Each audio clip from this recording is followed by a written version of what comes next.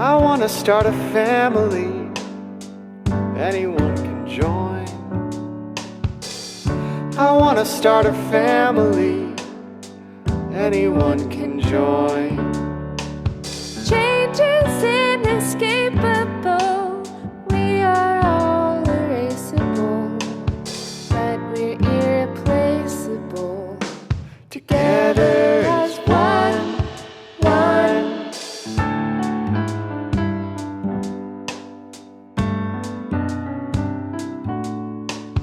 Water coming from the shore, wind is ripping rain away. We are only scraping by till there's only clear blue sky.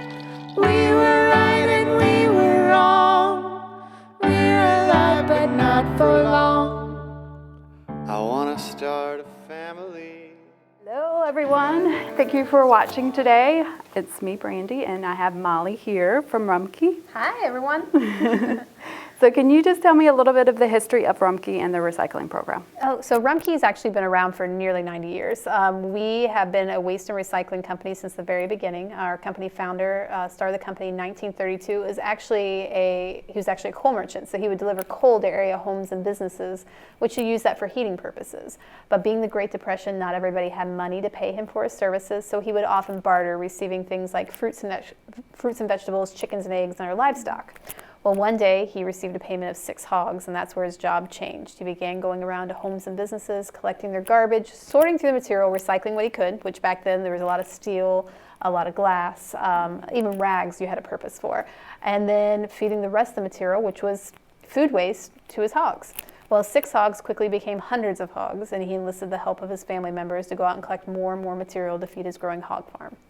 He continued this practice until the 1950s when the government said, you know, it's probably not a good idea to feed garbage to hogs you plan on eating, which most people would agree with. Right. But he had a decision to make. Do they get rid of all the hogs and focus on garbage collection, or continue with the hog farming business and find something else to feed them? Well, I think most people know the rest of the story. We don't have any hogs in our business anymore. We have waste and recycling.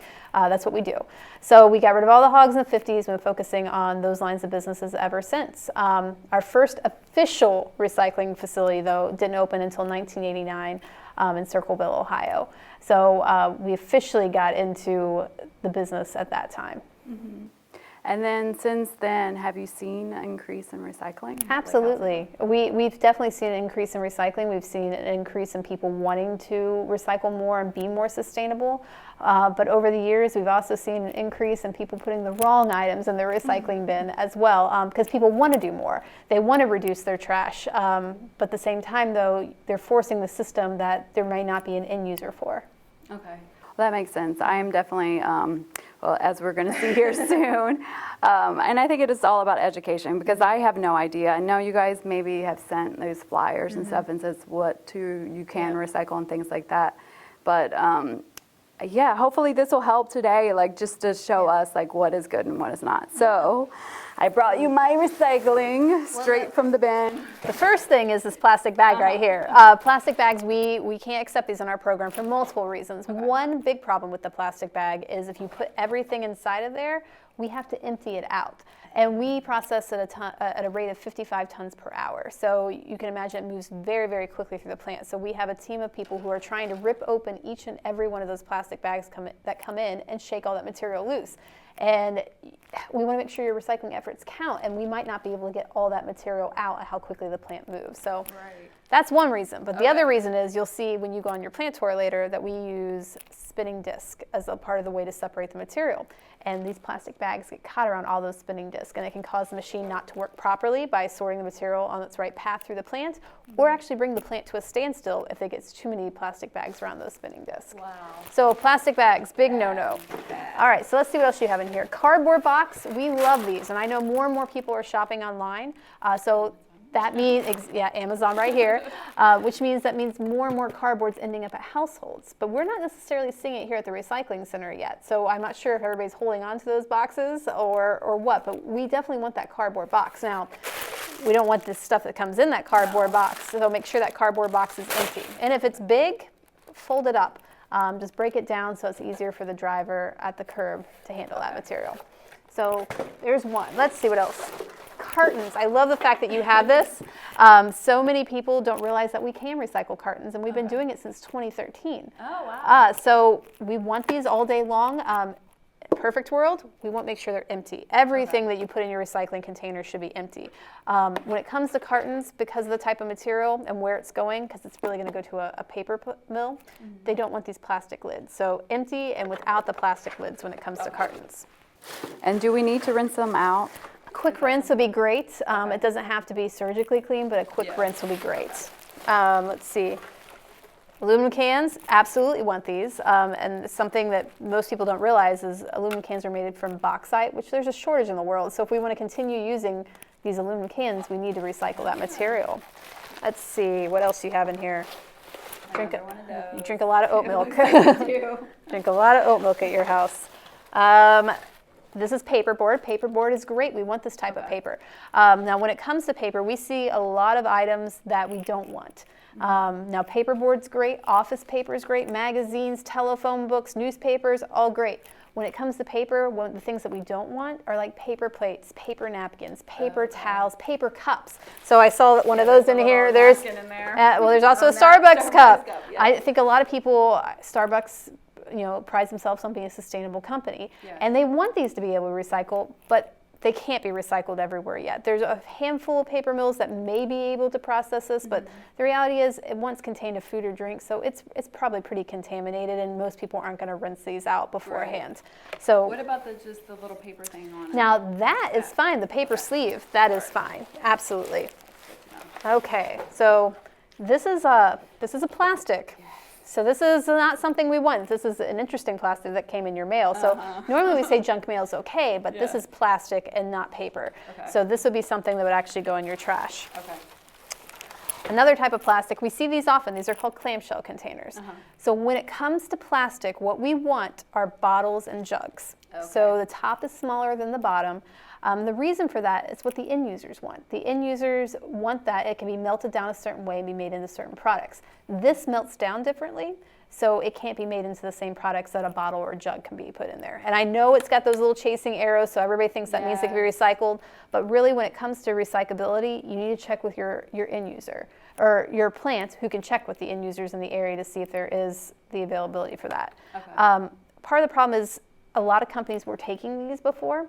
I don't know if you've been following the story in China, where China has pretty much had a crackdown on taking recyclables from the United States and from other countries. Basically, they said no more, because what they were seeing is the companies were bringing in all these other types of plastic and all these types of paper, and then they didn't have end users for those materials. So they didn't have an end user. So basically, they were dealing with all of our extra garbage. So we thought we were sending it to be recycled, but in reality we weren't. Now, Rumpke's never accepted this in our program. We've only taken bottles or jugs, and we know we have an end user that's using that material. So if you were a Rumpke user and you were putting your bottles and jugs in there, have no fear, they're still being recycled. Okay, so let's see. What else do we have in here? Even like those, when you go out to eat and you have that plastic container, stuff like that? It's only bottles or jugs. Only bottles and jugs. And this is a glass bottle. We love this. Glass is a great story in Ohio. We have end users like Owens, Illinois, who wants more glass. So we have a glass processing facility in Dayton, Ohio. So we ship all our glass from all of our other facilities up to Dayton, where it's further processed, and we separate it from clear glass and colored glass. And then we can make it into a variety of end use, or send it to a variety of end users, one being Owens, Illinois, that can make it back into new glass bottles and jars, or it can be made into fiberglass insulation as well. So right here in Ohio, it's a regional story. So glass is great. Paper, again, great. These are all good things you can recycle. Paper's great. And then what else do we have in here? More paper, awesome. Much it. And then a napkin. We don't want the napkin. What is this one, though? You have something else hidden in here. Oh, yes. Glass, good. The dropper, no. So drop the dropper part into your trash, but the glass bottle at the bottom is perfectly fine. Awesome. And so even like paper like this with the plastic on, it's okay? It'll be okay.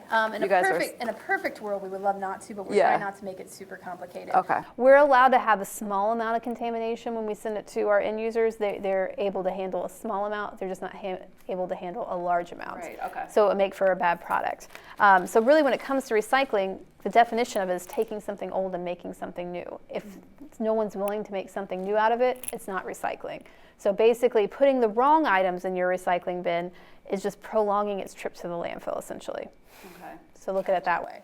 Awesome. Can't wait to see the tour so I can learn more about how it's done. Molly, can you tell me about the energy used to recycle?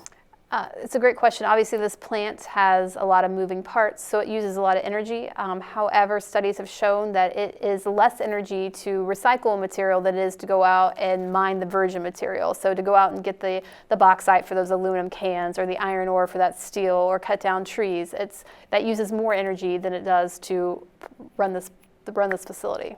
And then what about, I know the recycling for myself and other residents. What about businesses? Are they involved? Is it a program for them? Can you explain more about that? We offer the same type of recycling services that we do for residents, for businesses as well. And in some cases, we might be able to help them with some different materials. So let's say you're a business that makes a large amount of product X and you have to get rid of it.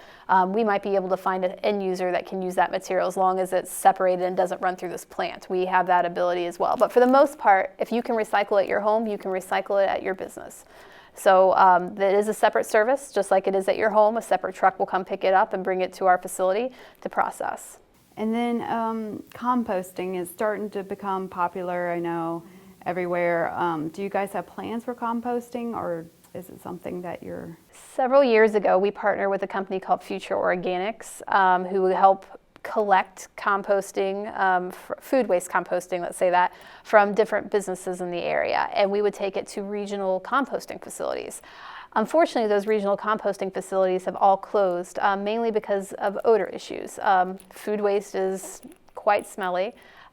So most of the neighbors didn't appreciate that, and so those different facilities have closed over time, and the closest ones are several hours away, so it became not only not economical for businesses, but also they started looking at their carbon footprint and say, was this really a sustainable practice to ship these materials further away? So unfortunately not in this area. There have been some conversations about anaerobic digestion to see if that might be a better option versus just using a composting pile. So that's something that there are many conversations with many people in greater Cincinnati. Now, when it comes to yard waste, we absolutely have a yard waste composting program. So if you live in the city or if you're a Hamilton County resident, you can bring it directly to Rumpke's facility in Colerain Avenue. We have a composting site there for yard waste where it's treated and basically it can go on to become mulch or landscaping, or used for landscaping as well. Then I was reading an article about Sweden and how they've run out of garbage to recycle because their program is so good. And it was two parts of that was interesting to me, is how did they reduce their waste so much that they ran out of it, and two, how they were also using the energy that they produce from recycling to heat their homes. Is there any way that we can start doing that? I think I've read some similar articles about Sweden. Some of the things that they have done is people have make a conscious decision on the types of products that they're using. So they kind of stray away from convenience items, if you will, and they're not just buying things that are made to be thrown away. That has really made a difference. So something we all can do here when we're going to the grocery store, looking at the product that we're buying and saying, what am I going to do with this when it's empty? Is it something that I can recycle? If it's something I can recycle, great, let's get that. Or if we're making a decision between two products, saying this one can be recycled, this one can't, maybe factoring that into our decision. That would be helpful, but it is about personal decisions. We have a full-time marketing team who's going out and they're meeting with end users, trying to find different outlets for other products so that we maybe can expand our acceptable items list, but we're not going to expand it unless we know we have an end user that's going to have a long-term need, that's going to be able to take the product for a long time. Because once we start telling you it's okay to recycle product X, it's going to be really hard to tell you not to recycle that in the future. So we have to make sure that these are stable markets for this type of material. Guys, I learned so much about recycling. I hope you did too. I hope you're inspired to start recycling if you're not already. And if you are, I hope you learned some things that I did, like the plastic bags, for example. That's a big no-no. Thank you, Blossom Hall, for this really beautiful theme song. If you're listening to this, you can go to YouTube and you can see the footage that I shot inside the recycling plant. It's really cool to see. And until next time, guys, peace and love.